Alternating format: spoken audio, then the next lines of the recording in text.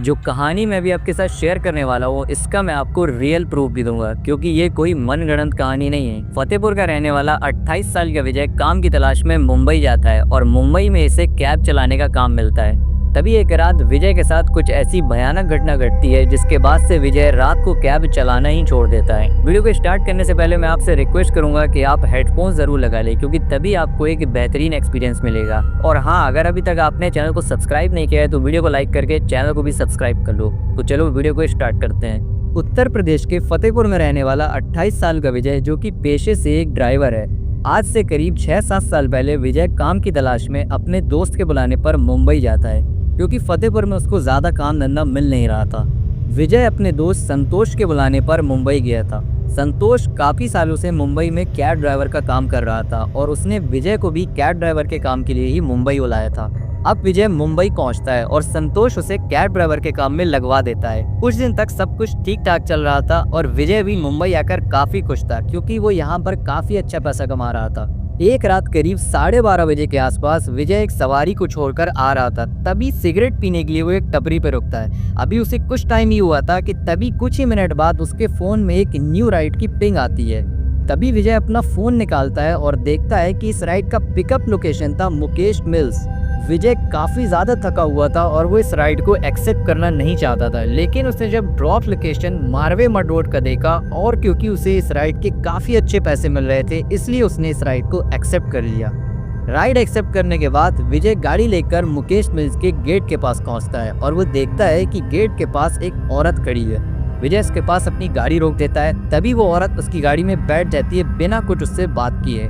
विजय गाड़ी स्टार्ट करता है और ड्राइव करने लग जाता है। अभी विजय को ड्राइव करते हुए कुछ ही मिनट हुए थे कि तभी उसे ऐसा एहसास होने लग जाता है कि जैसे उसकी कार के अंदर का टेम्परेचर काफ़ी ज़्यादा बढ़ रहा है और कार अंदर से काफ़ी ज़्यादा गर्म हो रही है। साथ ही उसे कुछ जलने की बदबू भी महसूस होती है। धीरे धीरे गाड़ी में गर्मी इतनी ज़्यादा बढ़ जाती है कि विजय बिल्कुल पसीने पसीने होने लग जाता है। तभी वो कार का एसी ऑन कर देता है, लेकिन एसी ऑन करने के तुरंत बाद ही वो औरत विजय को एसी बंद करने के लिए बोल देती है। इस पर विजय बोलता है कि मैडम, गर्मी बहुत ज़्यादा हो रही है। तभी वो औरत विजय को बोलती है कि मुझे गर्मी पसंद है। ये सुनकर विजय को बहुत ही अजीब लगता है, क्योंकि आमतौर पर ज़्यादातर पैसेंजर उससे एसी ऑन करने के लिए बोलते हैं, लेकिन ये पहली बार उसके साथ हुआ था कि कोई पैसेंजर उससे एसी ऑफ करने के लिए बोल रहा था। खैर, विजय एसी बंद कर देता है और आगे ड्राइव कंटिन्यू करता है।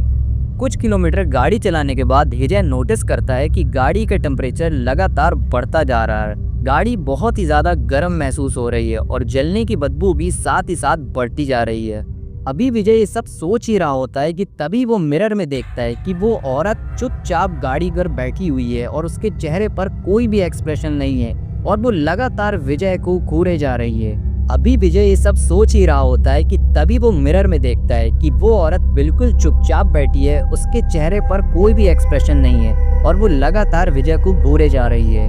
अब विजय को बहुत ही अजीब फील हो रहा था। खैर, विजय ड्राइव करते करते मारवे मड रोड में एंटर कर जाता है और हम एक ऐसी सड़क स्टार्ट हो जाती है जिसके दोनों तरफ जंगल के एरिया था और ये सड़क बिल्कुल सुनसान थी।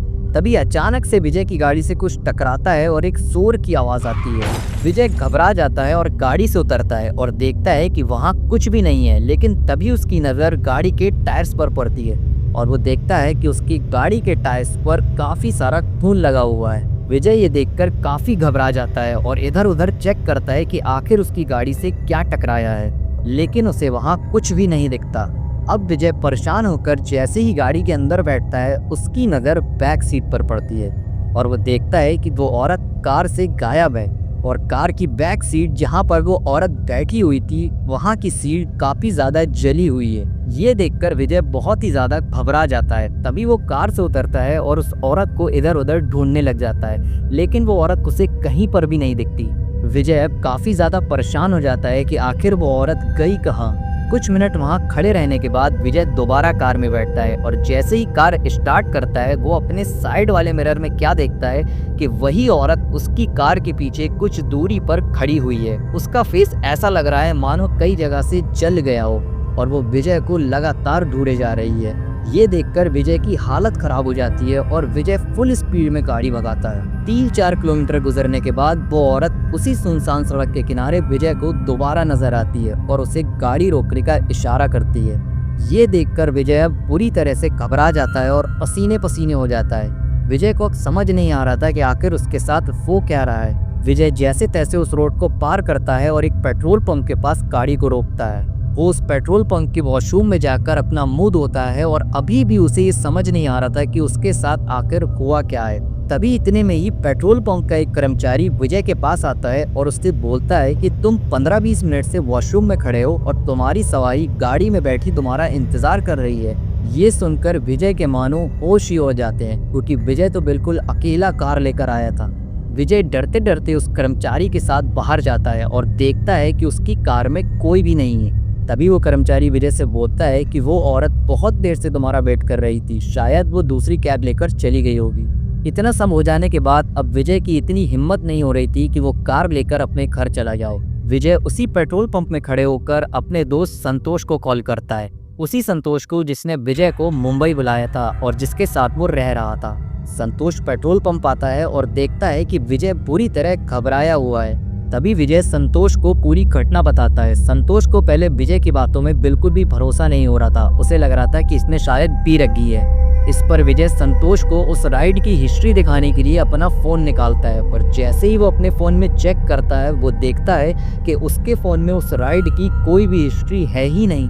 ये सब देखकर अब विजय का दिमाग काम करना बंद कर देता है और विजय वहीं जमीन पर बैठ जाता है। विजय की ऐसी हालत देखकर अब संतोष को थोड़ा डाउट होने लगता है और उसे लगता है कि सच में विजय के साथ कुछ तो हुआ है।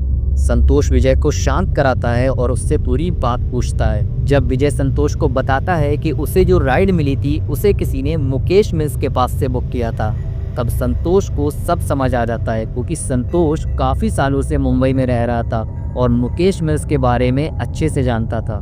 दरअसल मुकेश मिल एक टेक्सटाइल मिल थी और 1982 के आसपास इसमें बहुत ही भयानक आग लग गई थी और कई सारे वर्कर्स जलकर मर गए थे और उसके बाद से ही इस मिल को बंद कर दिया गया था। मिल के बंद हो जाने के बाद इस जगह को बहुत सारी मूवी की शूटिंग के लिए भी दिया गया था और बहुत सारे एक्टर्स ने यहाँ पर कई सारी अजीब पैरानॉर्मल चीज़ें एक्सपीरियंस की थी, जिसके बारे में आप इंटरनेट पर भी चेक कर सकते हैं। कई सारे लोकल्स के साथ भी यहाँ पर पैरानॉर्मल घटनाएं घट चुकी हैं, इसलिए यहाँ पर रात को लोकल्स भी जाने में डरते हैं। आप इस मिल के बारे में इंटरनेट पर भी पढ़ सकते हैं कि मुंबई की one of the most haunted places में से एक है। तो यार ये थी आज की अपनी स्टोरी। आई होप आप सभी को स्टोरी पसंद आई होगी। अगर आपको स्टोरी पसंद आई है तो वीडियो को लाइक और चैनल को सब्सक्राइब ज़रूर करना। और हाँ, अगर आपके पास भी कोई ऐसी स्टोरी है तो मुझे कमेंट में ज़रूर बताना।